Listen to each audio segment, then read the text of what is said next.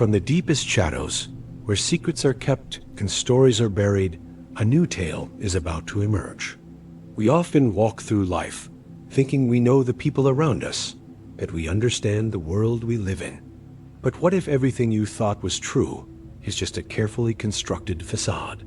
What if beneath the surface of everyday life, there are scars left by events we dare not speak of, and shadows that follow our every move? Get ready to question everything.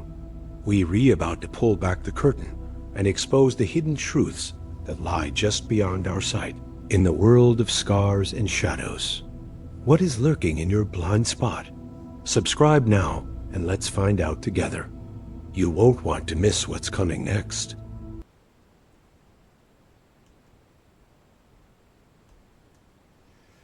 Welcome back to Scars and Shadows. Normally, the show explores horror films, the paranormal, legends, and the mysteries that keep us awake at night. But today, we're going to talk about a different kind of horror. One that doesn't come from monsters or haunted houses or ghosts. It comes from memories. It comes from trauma. It comes from the wounds that no one can see. Today we're talking about post-traumatic stress disorder, or commonly known as PTSD. We're also going to talk about suicide, recovery, and hope. Before we begin, I want to say this to anyone watching who may be struggling right now. You matter. Your life matters. You are not weak because you're hurting, and you don't have to face it alone. If you're in the United States and you're in immediate danger or thinking about suicide, call 911 if it's an emergency. You can also call or text 988 or use the online chat at 988lifeline.org/chat to reach trained crisis counselors at any time. Now, let's begin. People often think scars have to be visible. A broken bone shows up on an x-ray. A cut, it can leave a mark. A burn leaves a scar. But trauma doesn't always leave marks you can see. Some of the deepest wounds exist in the mind and heart. A person may smile, go to work, raise a family, laugh with friends even, and still be fighting a battle that no one else knows about. That is why PTSD is often called an invisible wound. This isn't just another topic for the podcast. It's personal. As a veteran, I've seen firsthand how trauma can affect people long after uniforms come off. I've watched brothers and sisters in arms carry burdens that they've never talked about. I've seen people convince themselves they had to fight those battles alone. I've also been there for people doing suicide crises, listening, staying with them, reminding them that they weren't alone, and encouraging them to get help. Those moments in my life taught me something very important. Sometimes people don't need someone to solve every problem. Sometimes they just need someone willing to stay, listen, and remind them that their life has value. I've also lost veteran brothers to PTSD. Those losses stay with you. You remember the conversations you had. You remember the laughs. You remember wondering if there's just one more phone call that could have made a difference. Those experiences are part of why I wanted to make this episode. Not to focus only on loss, but to remind people that hope is real. Recovery is possible. And none of us have to carry those burdens alone. What is PTSD? PTSD stands for post-traumatic stress disorder. It can happen after a person experiences or witnesses a traumatic event. That trauma may come from military combat, a violent assault, domestic violence, a devastating accident, the sudden loss of a loved one, a natural disaster, childhood abuse, or many other experiences. PTSD is not a character flaw. It is not a lack of courage. It is not a sign that someone has failed. It's a response to trauma. Our brains are designed to protect us. During danger, our brain prepares the body to survive. Heart rate increases, adrenaline surges, your senses become sharper. That response can save your life. But sometimes, after the danger is over, the brain doesn't fully rest. It doesn't fully reset. Instead, it stays on alert, always watching, always waiting, always expecting another threat. That can leave someone exhausted, anxious, and constantly on edge.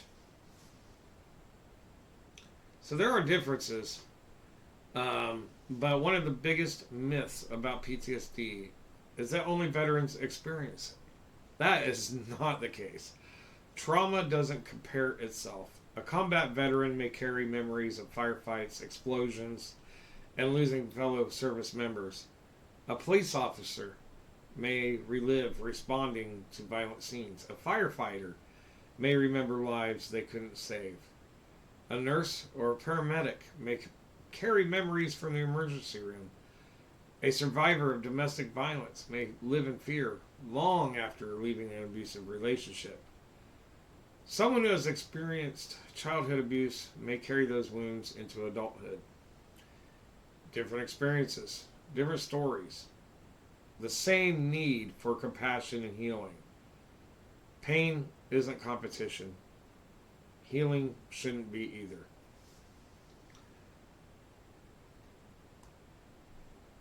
Now, before I go further into this, just about PTSD, for military members, this was just a crazy stat that I saw. Since 2001, over 125,000 service members and veterans have lost their lives struggling with PTSD. So that's a huge number, and I wish it was zero, to be honest with you. But since 2001, what happened in 2001? For those that don't remember, September 11th, 2001 was a huge date where America was changed and the fighting began. And a lot of soldiers, a lot of sailors, servicemen, Air Force, Marines, it doesn't matter. We all did the same thing. I was out there. I didn't experience as much as some people, but I do know that a lot of people experienced a lot of horrible things out there that we won't dive into, but some very traumatic experiences that triggered PTSD, and unfortunately that stat is never going to go away. And those veterans who did lose their lives because PTSD and not getting the help or thinking that they could get help are not with us no longer. Last year I lost a veteran brother that I served with at ACB 1, Ben Carter. I think it was PTSD. I think he was going through some other things in his personal life that affected it, and unfortunately he took his life. Every life is valuable, people. I just want to throw that out there. And if you have the courage to help others, to get info out there, to pass it on, to be there for people, just to listen to them. Sometimes just listening and being there can make the difference between that person still being alive to this day or having the opportunity to actually commit and kill themselves. So, something to think about. But yeah, this is a tough topic. I've been there. I've had civilian PTSD on the civilian side through traumatic experiences in my life, so I can relate, and I've seen it on both sides of the spectrum. I've helped people and friends, things like that, when I was younger, stuff like that, and stopped them physically from trying to kill themselves. So I take this very not lightly. This is a very serious topic for me, and I am doing this personally because that's what this podcast is all about. It's not just about horror. It's not about horror movies all the time, monsters and all that stuff. Yeah, of course we're going to have fun with all that kind of stuff. But my ultimate goal is to help those in need.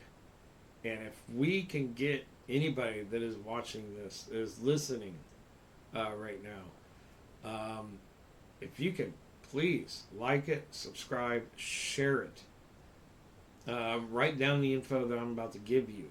Maybe that will, if I can help out at least one person in this world, to help maybe convince them to not kill themselves, to maybe go to counseling, to maybe pause on that and kind of reflect a little bit and think, what am I doing? You know, and maybe they can actually make the right decision and change, and somebody could change that outcome. Then I'm doing my job with this podcast. So, anyways, without further ado, let's keep continuing on here.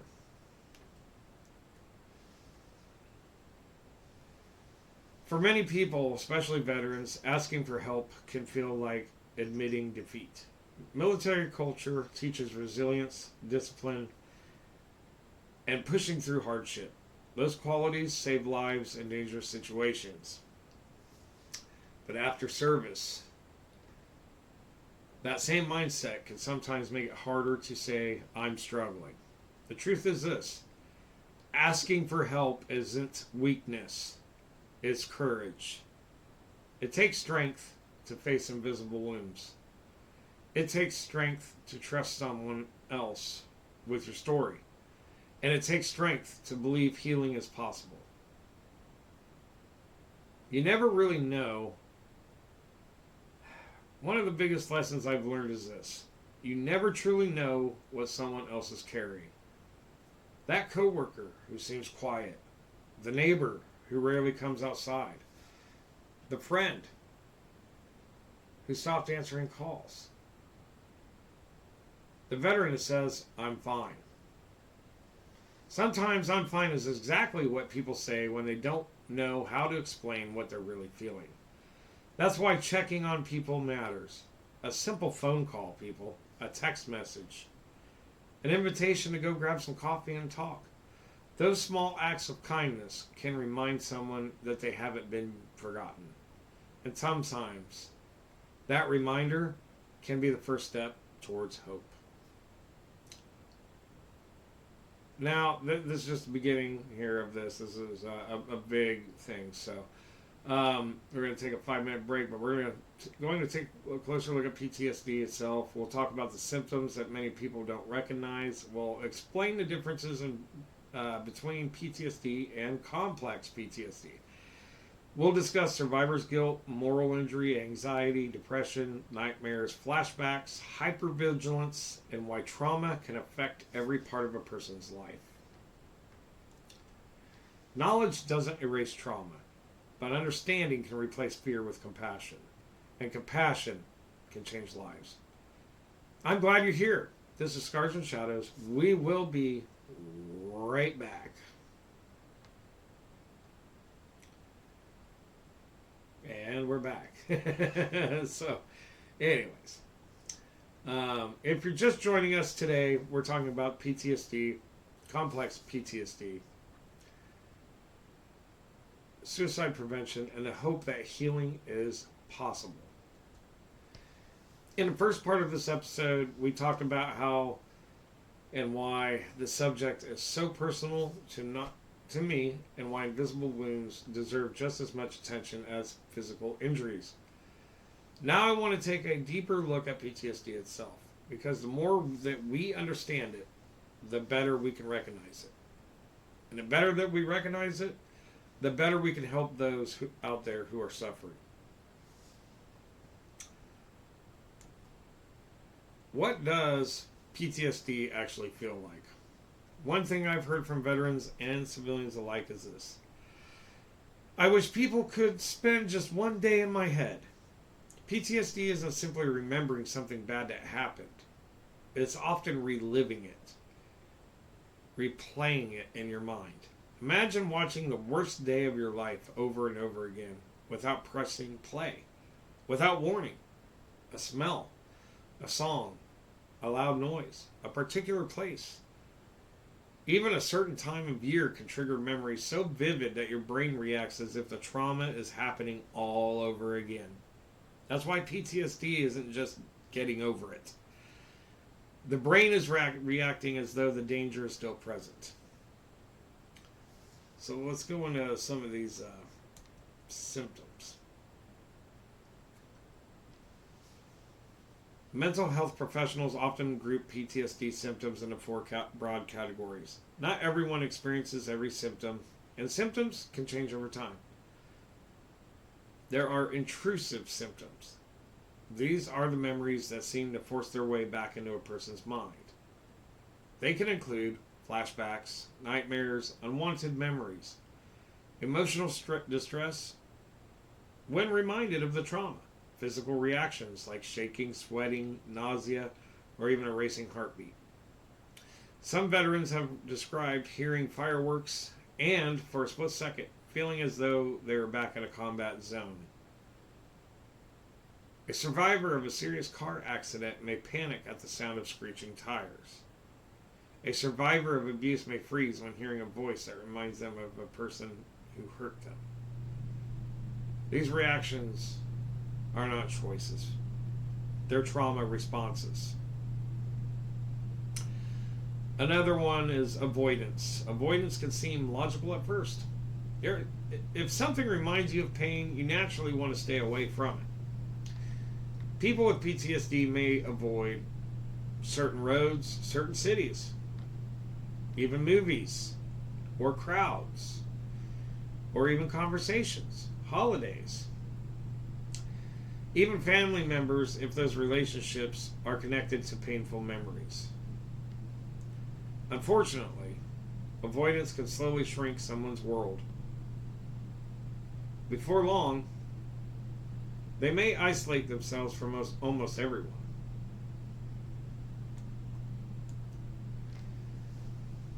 Trauma doesn't only affect memories. It changes how many people see themselves. Someone who once believed they were strong may feel like now that they're broken. People often struggle with depression, hopelessness, persistent guilt, shame even,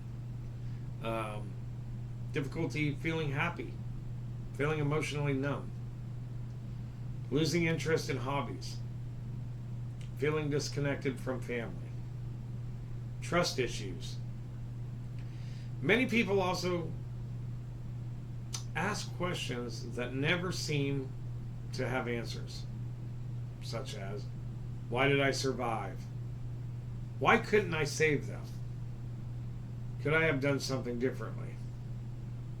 Those questions can become incredibly heavy burdens. Now, we also have hyperarousal. This is one of the symptoms that many people notice first. Hyperarousal means the body's alarm system never seems to shut off. People may become easily startled, always scanning the room, constantly checking exits, unable to relax, unable to even sleep, short-tempered, quick to anger, unable to concentrate. Imagine trying to rest while your brain is convinced danger is only seconds away. That level of stress wears people down physically and emotionally.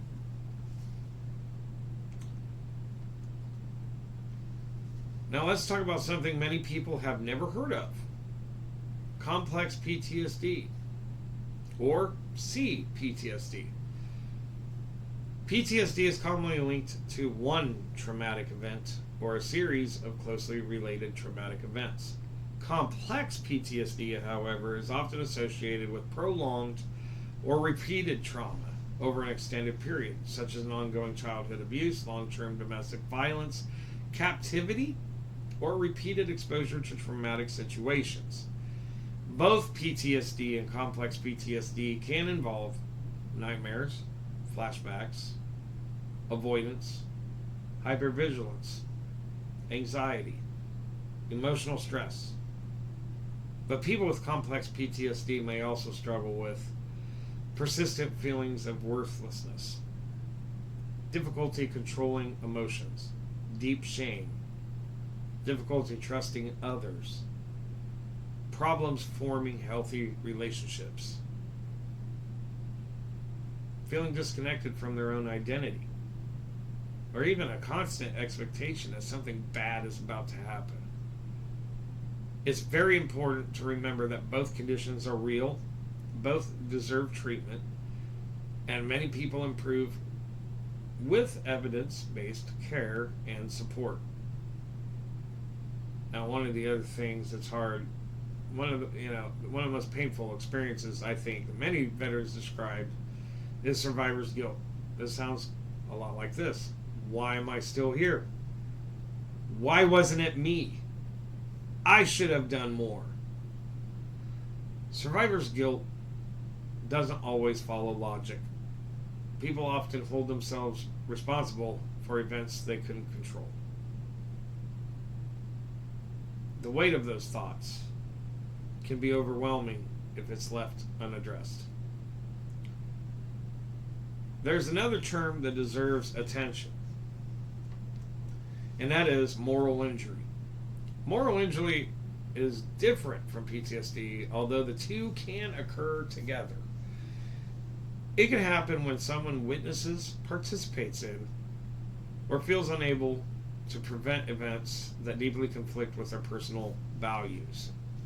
People may also struggle with intense guilt, shame, anger, or loss, or even trust in themselves or others. Recognizing moral injury is important because it may require different conversations and different approaches in addition to PTSD treatment. Many people imagine PTSD as someone having dramatic flashbacks. Sometimes that's true, but many times PTSD looks a lot quieter. It looks like canceling plans, not answering the phone, working constantly to avoid thinking, sleeping all day, drinking too much, becoming emotionally distant, being easily irritated, smiling in public while falling apart in private. Invisible wounds often stay invisible because people become very good at hiding them. But there is hope. Everything that we have talked about today can sound overwhelming, but here's the important part, people. PTSD is treatable. Healing is possible. Many people learn healthy ways to manage symptoms and rebuild meaningful lives through professional treatment, support from family, friends, and time. Recovery doesn't necessarily mean forgetting what happened. It means learning that trauma doesn't have to control every part of your future. So we're going to dive in here next into one of the most important conversations of the entire series. We're going to move forward and we're going to talk about suicide. We'll discuss warning signs, common misconceptions, and how family members, friends, coworkers, and fellow veterans even can respond with compassion and help someone connect with professional support Because sometimes one conversation, one phone call, people, or one person just willing to listen can change the course of a lifetime. So we're going to go into recognizing the signs of suicide and saving lives.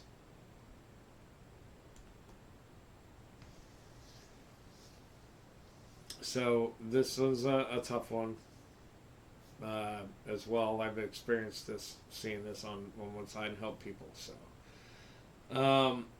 So far we have talked about PTSD. We have talked about complex PTSD. We've talked about the invisible wounds. Now we're going to discuss one of the hardest but most important parts of this conversation. Suicide. This isn't an easy topic, people. But avoiding it doesn't save lives. Talking about it honestly, compassionately, and responsibly can, actually. Every year, families, they lose loved ones who felt trapped in emotional pain. Veterans, civilians, first responders, teenagers, parents, and grandparents. It can affect anyone. People who are considering suicide are often not really looking for death. They're looking for relief from overwhelming pain. That distinction matters because pain can be treated. Hope can return. And people can recover. Sometimes people ask, how do I know if someone is in trouble? There isn't one single sign. But there are changes that deserve attention. You may notice someone withdrawing from family and friends, losing interest in activities they once loved, talking about feeling hopeless or like a burden, increasing their use of alcohol or drugs, sleeping much more or much less than usual, becoming unusually angry or emotionally numb, saying goodbye in ways that seem out of character, giving away treasured possessions, suddenly seeming calm after a period of deep distress. One sign alone doesn't always mean someone is suicidal. But several changes together, especially if they're significant or out of character, should never be ignored. One heartbreaking sentence. It just keeps coming up again and again. I didn't want to bother anyone. Now, think about that. Someone may be carrying enormous emotional pain and still worry about that asking for help would inconvenience the people that they love. That's why it's important to remind the people in our lives that reaching out is never a burden. Sometimes the simple words, hey, I'm glad you called, can mean more than we realize. People often worry that they're going to say the wrong thing. The truth is, you do not have to be perfect with words. You just have to be willing to listen. You can say things like, hey, I'm here for you. You don't have to carry this by yourself. I'm really glad you told me. I care about you. We'll figure out the next step together. You don't have to promise you'll fix everything. You don't have to have every answer. But your calm presence can make a tremendous difference. There are responses that can unintentionally make someone feel more alone. Try to avoid saying things like, just get over it. You have so much to live for. Other people have it worse than you. Or you're being selfish. Even if those words are well intended, they can make someone feel misunderstood. Instead, listen first. Validate that their pain is real. Then encourage them to connect with professional help. To my fellow veterans, many of us were trained to solve problems ourselves, to push through pain, to keep moving forward. Those qualities served us in uniform. But invisible wounds require a different kind of courage. If you're struggling, reaching out doesn't erase your strength. It demonstrates it. You have carried heavy loads before. You don't have to carry this one alone. Your brothers and sisters in uniform would rather hear your voice today than wonder tomorrow why you never called. This is my message to families. If you're married to a veteran, or you're the parent of a veteran, if you're the child of someone living with PTSD, please remember this. You cannot cure PTSD by yourself.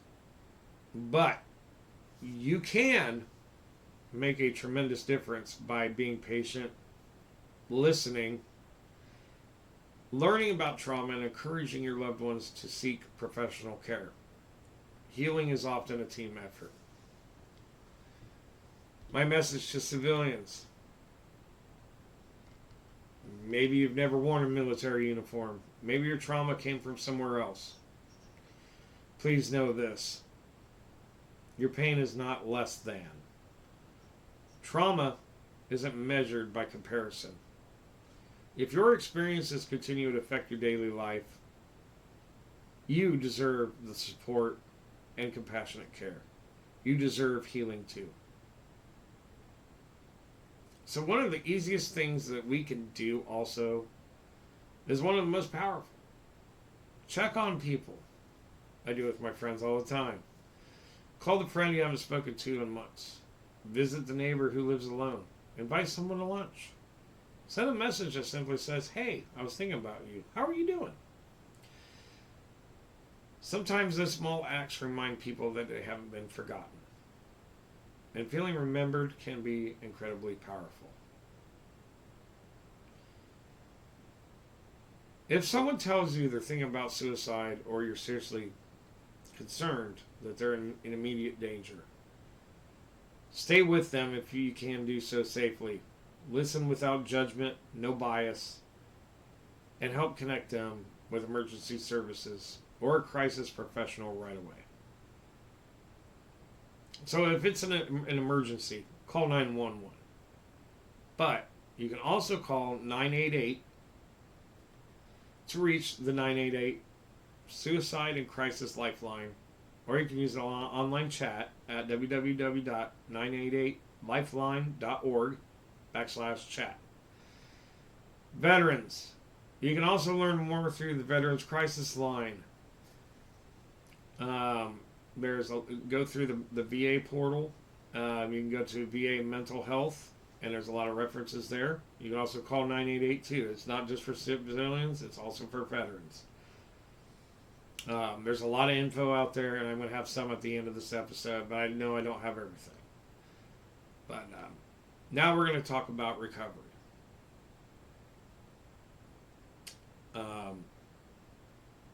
Recovery is just like anything else. Just like addiction, which we will get to in another episode. But right now, we're just going to focus on suicide and PTSD. So, with that said, let's kind of get into this recovery and options for help a little bit further, things like that. So, over the last hour, just about, or a little over half hour, I should say, we've talked about invisible wounds. We've discussed PTSD, complex PTSD, depression, anxiety, survivor's guilt, moral injury, and suicide. Those are difficult subjects for anybody to talk about. But I never wanted this episode to truly end with darkness. I want this episode to end with hope. Because hope is real, people. Healing is real. Recovery is possible. One of the biggest misconceptions about PTSD is that healing happens overnight. Well, I'm here to tell you, it's not that simple. It straight up does not happen overnight. Recovery isn't usually a straight line. Some days are good. Some days are incredibly difficult. Sometimes a person makes tremendous progress, only to have an unexpected trigger bring difficult memories back, and that can affect them. It doesn't mean that they failed, though. Healing often involves setbacks, and those setbacks doesn't erase the progress that's already been made. The important thing is to keep moving forward one step at a time. So, what treatment, what does it look like? There isn't one treatment that works for everyone. Many people recover through a combination of approaches recommended by qualified mental health professionals. That trauma might include trauma-focused therapy, peer support, medication when appropriate, support from family and friends, healthy sleep habits, exercise, faith communities for those who find them meaningful, and rebuilding daily routines. The important thing to remember is this: you don't have to figure it out by yourself. Professional help is available, and many people find that reaching out is the beginning of getting their life back. So with that said, to families and friends, if someone you love lives with PTSD, please remember, you don't have to be perfect.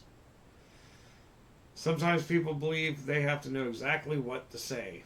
You don't. Your presence matters. Your patience matters. Your willingness to listen matters. Encourage your loved ones to seek professional help. Celebrate small steps forward and take care of yourself too. Supporting someone through trauma can be very emotionally demanding, and caregivers deserve the support as well. To my fellow veterans, to every veteran watching, please share this. Everybody.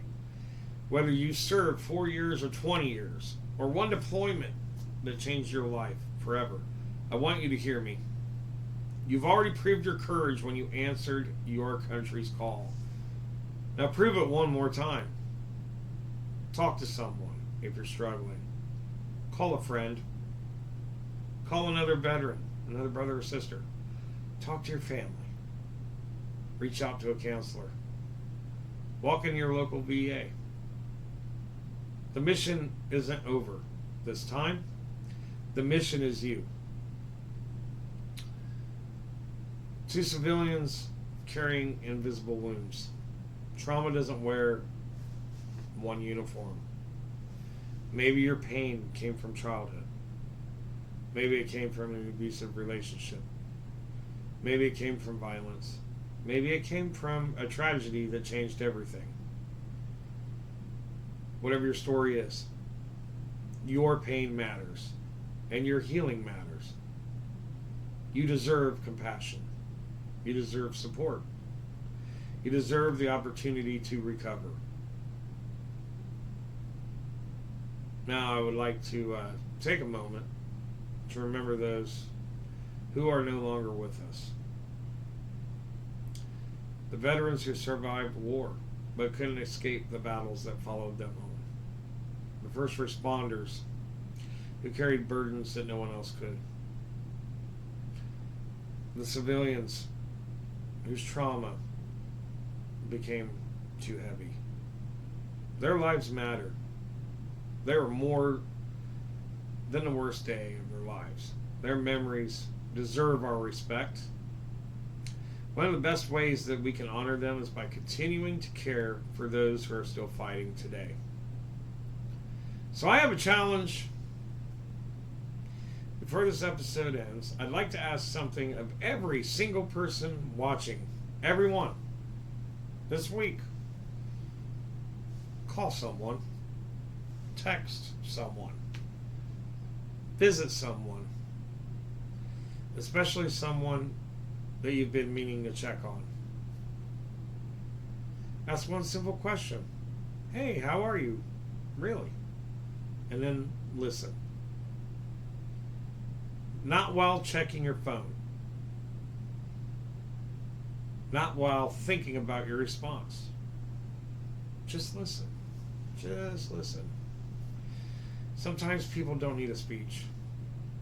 They need someone willing to hear their story.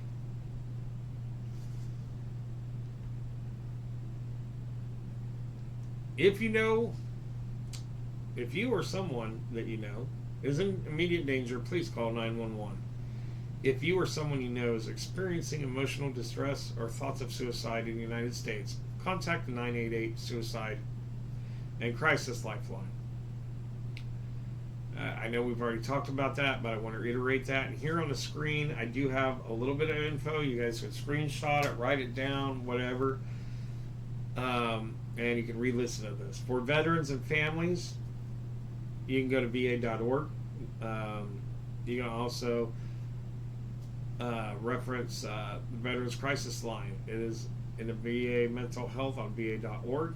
You can, or go to the VA if you have access to go to the VA. There's also SAMHSA, which is look it up. It's SAMHSA. If you're outside of the United States, your local health services or emergency services can help connect you with crisis support in your area. So before we leave tonight, I just want to leave you with this. Scars tell a story. Sometimes they're visible. Sometimes they're hidden. But scars also remind us of something important. They remind us that we survived. If you're watching today and you're struggling, please don't give up. Your story is still being written. There are a lot of chapters ahead of you that you haven't lived yet. People that you haven't met. Memories that you haven't made yet. Laughter you haven't even shared yet. And above everything, you matter. More than you know. And I have said that to many people before going through these kind of crises. Thank you for spending time with me. If this conversation encouraged you, share it with someone who might need it. You never know that a simple act of kindness can help someone feel less alone. Until next time, I'm your host, and this has been Scars and Shadows. Remember, the deepest scars aren't always the ones that we can see. Even the darkest shadows cannot overcome the light of hope. Check on your family, check on your friends, check on your veterans, and never stop reminding people that they matter. God bless you guys. Take care, and I'll see you next time on Scars and Shadows. And here at the end, real quick, I'm just going to go through a little bit more info here one more time so that you guys can write this info down. I apologize, I couldn't get it all on there, but I will post this information on my website. That is www.scars-and-shadows.com. I will put a blog or a post up on there, and I will have an extended list of help for those with suicide prevention and PTSD and CPTSD, and also the families and friends that are supporting those in need. So once again, this is Scars and Shadows, and we'll see you next time.